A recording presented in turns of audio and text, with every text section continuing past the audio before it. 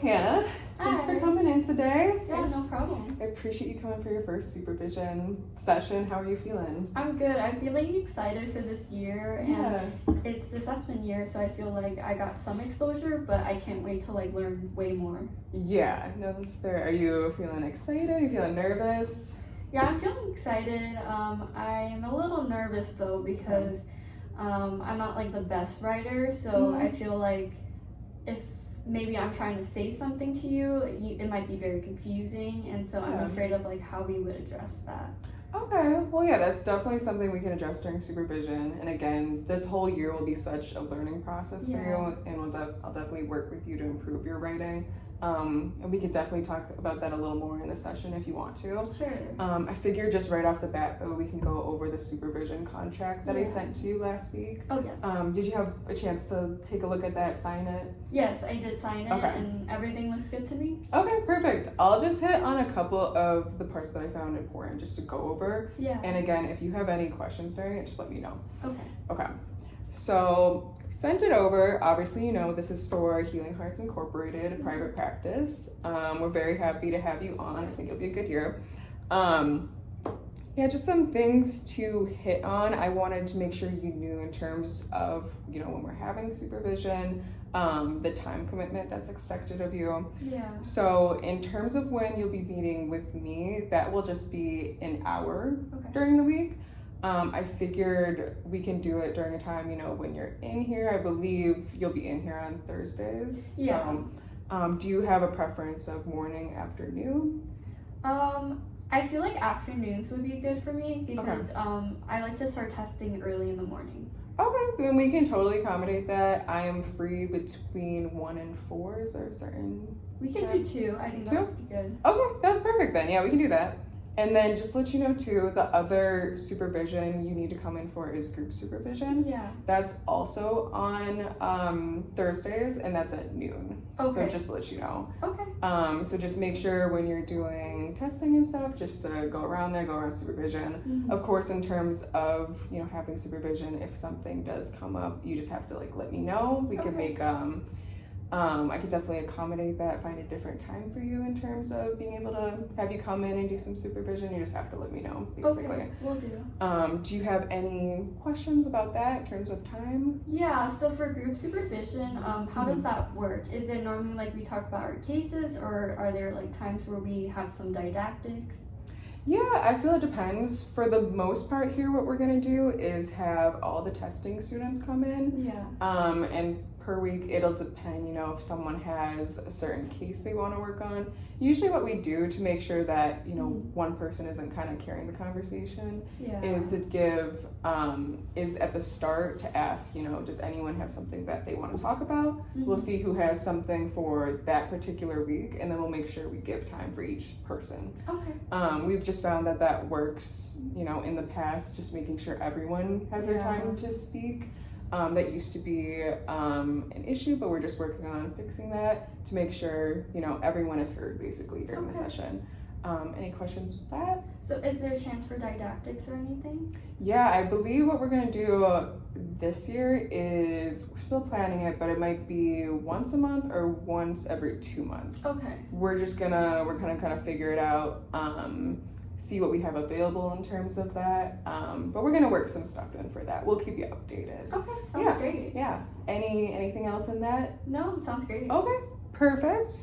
Let me see what else I need to touch on with you. Let's see. In terms of going over evaluation, I feel like that's another important thing to touch on. It's just in terms of every session when you come in, I'm hoping to provide feedback to you based on, you know, how you're doing, how I'm seeing or what's happening in the case, just give feedback to you. Just want to create, again, an environment where there's growth. Feedback, of course, it's not going to be critical. Just want to help you in terms of how to better you, how to build you up and make you better. Yeah. So feedback will be provided. There's also 2 summative evaluations that are going to occur at 2 different points during the year. Mm-hmm. It's in here, so if you forget, totally fine. It'll be in January 5th and it'll be on May 5th. So there'll be 2 different points where that's happening.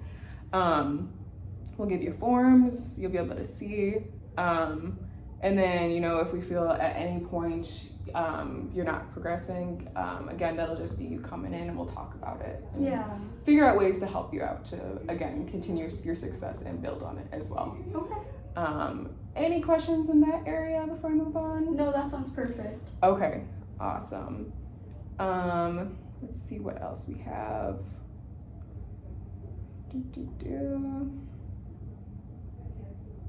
I think in terms, just one more thing I want to address in terms of evaluating you is just the scale. So you know where you'll be at. It's again, instead of Likert scale, it's going till 5. Basically, 3 is meeting expectations, 5 is exceeding. Anything in between that, it's, you know, it's going from just how well you're doing.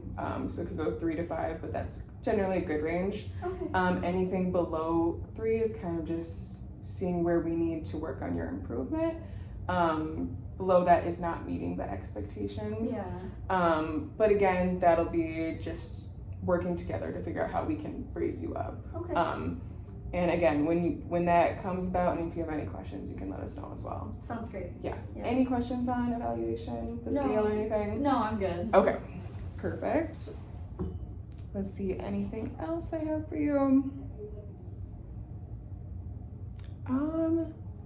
Anything else, I believe you can go back in. It just dictates, you know, the duties of me as your supervisor, the duties of you as a supervisee. And generally, you know, my responsibilities here is just making sure you're progressing and working with you and helping you as much as I can. But you can go back in, look at the breakdown of that. And then you as well working as well as you can, making sure you're upholding standards of the practice of the APA guidelines. But yeah, I think that was all I wanted to touch in terms of the contract.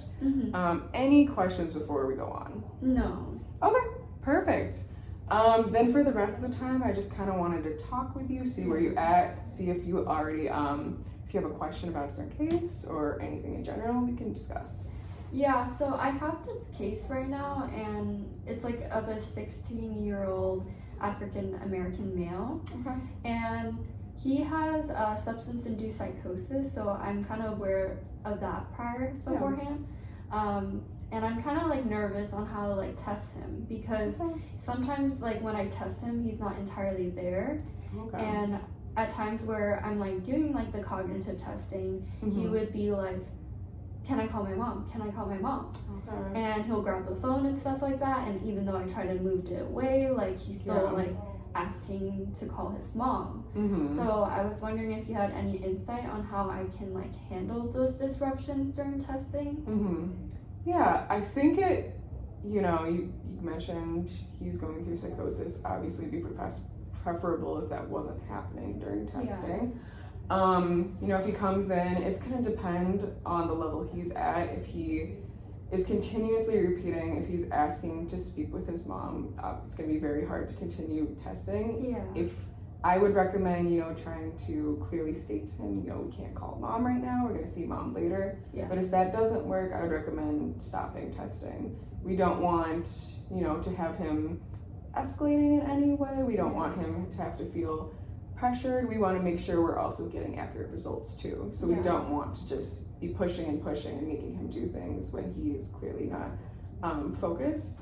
But it's going to be a tough case. I would recommend too, maybe if I could step in and also see him if you feel like this keeps happening, so I can get a clearer view of how he's acting and how he's responding to you. I think that could be helpful. Do you feel that could help? I think that would help a lot, because there's definitely times where I'm like, oh, should I just let him call his mom? Or maybe after this amount of subtests, like I'll let him call his mom and then maybe he'll be okay.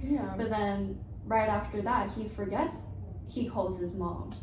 And then he asks to call his mom again, and then I don't know what to do. And that's going to be very hard too, because of course you don't want to engage in a power struggle, and you want to keep the rapport with your client as well, just in a way to keep them testing, keep them engaged and motivated with you. So I think we can work on that. If he continuously forgets, it depends on the level of disruption he's bringing. If he's saying like, hey, can I call my mom? And if you can say like, hey, no, we're not gonna call mom right now, and we're gonna wait. Yeah. And if he accepts that and is willing to work and continue working for a little while, that would be okay. If he's gonna continue to be like, can I call my mom? Can I call my mom? And isn't, isn't stopping, isn't, kind of forgetting, taking that off, then maybe it would be a good time to stop for a little bit. Yeah. And maybe even work on it at a different time or a different day where that isn't happening. Yeah, Just definitely. depends, yeah. Yeah, it's been like really hard, and I've been trying to get all the results that I can, but he's just not really like doing well. And I know this is specifically for school as a referral, so I feel like I had a hard time getting like collateral information with him. Do you think it would be a good idea to contact the school? In terms of just talking about him, getting information, or? Yeah, just seeing like how well he does in school, if he was like this previously, because his mom mentioned that his psychosis didn't start till like 6 months ago. Okay. Yeah. I definitely think it could be a good idea to call the school, just in terms of, when they've seen this occurring, what they've done. Maybe they have some good insight into how he acts and what would be good for him when this happens. Yeah. If they've been already seeing this happen, when this started 6 months and on, I'm sure they've tried some things. They know what works, maybe what doesn't work. Yeah. Maybe they found some tools that they can use as reinforcement to want him to keep testing. So I definitely think it could be a good route to try. Yeah, because even though like his therapist said it's definitely substance-induced psychosis, I just want to make sure that I'm looking at all the differential diagnosis too. So I'm wondering, like, was he always like at this cognitive level, or maybe something like significantly changed? Maybe it's a developmental disorder or something like that. Yeah. So realizing like what happened prior, or like what contributed to that deficit would be important. So I guess also my question would be like, how would I write this all in the report? Because I feel like everything's so fragmented and I like don't know what to do. Yeah, in terms of speaking with the school, or in terms of his actions? Or? Yeah, so writing it in the point of view of like to the school and also like his actions, like how do I display that on paper? Yeah, I think in terms of his actions, you can put it in like the behavioral observations section. Just dictate what you've been viewing, what you've been experiencing in the sessions. I think that's a great place to put it.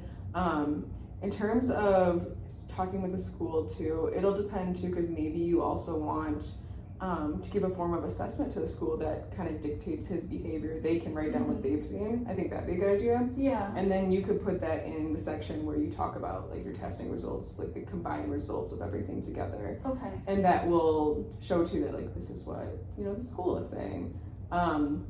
And that can even extend to his parents too, if you want to get their point of view as well. Yeah. You could ask them, you could give them some assessments as well, and then you could incorporate it all into the section of testing, just so you can see his functioning at different places with different people. We'll see if he's functioning a certain way here versus a certain way there. And we can put it all in one section to get the results together. Okay, perfect. And I think I gave the mom the mask, and she kind of like had a very negative response rate. So I know I think we're supposed to interpret with caution, right?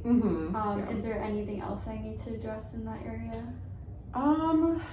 In terms of that area, I think it is good that you thought of, incorporating the interpret with caution. Yeah. What I think too, since we could also give the assessment to the school as well, maybe to kind of like look at the two of them and see the differences with them. Kind of go through how like the mom was answering versus the school, just to see the differences, and that could be highlighted too. Okay. And maybe just, if you're comfortable too, speaking with the mom, seeing like, asking her about her responses, why she was responding a certain way. I feel like it would just be helpful getting everyone's point of view in this instance. Yeah, that makes sense, because I was reading her responses. Some of them seem kind of off or like not consistent. So would that be okay to call her and just ask like, what did she mean by that? Yeah, you could even bring her in, just be like, I want to speak about the responses on this assessment, just to make sure that I'm seeing the picture clearly. Yeah. Just want to give, have the best information possible for your son. So can you just tell me more? Like, when have you seen an instance of this versus this? Maybe, I think it'll just help you in getting a clearer view and understanding of why she did what she did. Yeah. Because at this point, we don't really know why it came up like that. So I think it would be good to get some insight just from her, from the main source. So kind of like a timeline, figuring out where how things happen. Yeah, I think that could help. Yeah. Okay. Mm-hmm. What other questions do I have? Okay, so I got like the cognitive going, and I saw that he wasn't doing so well, and I think that's like the best that he's gonna perform at. He definitely finished, which was great. Good, yeah. But I was going to do like the TAT on him for the projective. Yeah. But I'm afraid like that might not be at his cognitive ability level. So do you have any suggestions of what other assessments I could do? Well, in terms of the TAT, you're speaking in the terms of fact you don't believe he could create like the full story for that one. Yeah. Okay. I'm thinking maybe in its place, if you feel this could be appropriate for him, is maybe even just the Rorschach. You literally just will have to look at it, say what he thinks it is. Yeah. The only trouble running into with that is seeing if he could answer, like 3 responses or so. Yeah. But I think maybe it could be a good good alternative to try, just because it's not the whole, having to speak for a long time, having to create a big story. It's literally just looking at it and saying what they think it is. So I think maybe that could be good for him. Yeah. Let's say he's like really vague and like I couldn't get much out of him. Is there another one you would suggest? I'd say a different projective you could do then would be the house tree person. Essentially what you're gonna have him do is draw the different things, draw house, tree, person, and then it can give you a lot of information just about how they're going about doing that, how they're drawing. Do you think that would be appropriate for him? Maybe he would like the drawing more? I think so, because I feel like he is pretty good with his hands, so I think he's able to even do something simple like that. Yeah. If he, I guess, like, interpreting wise, like, how do you normally write that? About how you're interpreting what he's doing? Yeah, like, how do you interpret, like, his drawing, like, after on the assessment report? I think you would just take a look at it. It's kind of in terms of test results and assessments too. You're kind of looking everything at a big picture too. You're like, you're just pulling in different things from different sources. I think, for example, if he's drawing a person and it looks very morbid, like the person's dead or something. Yeah. I think that would be like a big indication that's something going on, and I think that could, because we already know he's dealing with psychosis, that could be a part of it too, and that could be more of like a confirmation that that's happening. It's really being able to look through like the themes of the different things, and kind of being able to work from there and see what that could be part of, whether that be it's morbid, it's happy, it's this. I think that kind of goes hand in hand even with the TT or Rorschach. We're looking at different themes, and I think that's all what is part of, and you're going to incorporate that in your report, the things you see, the themes you see in it. Okay, got it. And then we tie it all together in like the summary section. Yeah, exactly. Like the integrated summary, you're integrating everything together essentially, so we can get the big picture of what's going through his mind. Okay, so with like deadlines and timeline of things, like how long do you expect me to write this for, and then like to get edits back to you? I think it's kind of gonna change over time. When you're first getting started, we'll give you a little more time. Yeah. But in terms of edits, there's gonna be more than one editing session. Just again, we're having that back and forth. We'll go over things I feel like can be tweaked. I'll have questions for you. And how essentially that's going to look, you're going to send me your first draft of your report.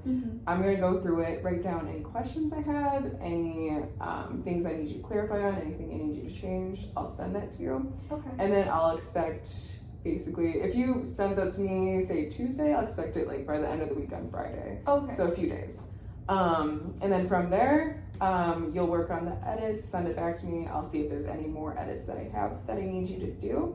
And again, I'll send that back. It'll essentially be a process of working together so we can get the best report possible. Yeah. I'll keep checking, seeing if there's edits. If you have any questions, you can ask me during that time too. But it's just a series of edits, and basically eventually we expect the report to be done within like a 2 to 3 week time period is usually the time frame, depending on how difficult the case is. You know, it might take a little longer, but usually it's within that time frame. And then in terms of report writing too, we usually expect like around 7 pages is usually Okay. Good to know. yeah, is usually what we're aiming at.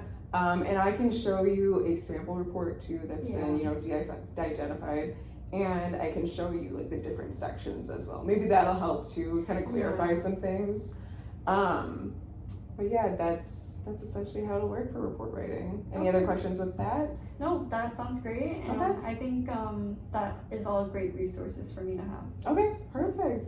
Our supervision session is coming to a close. Did you have any questions before we wrap up? No, not at the moment. Okay, perfect. If you have any questions, obviously you can look in the supervision contract or you can reach out to me. Okay. Both good resources for you. But anyway, thank you for coming in. I'll see you next week then. Yeah, thank you. Okay.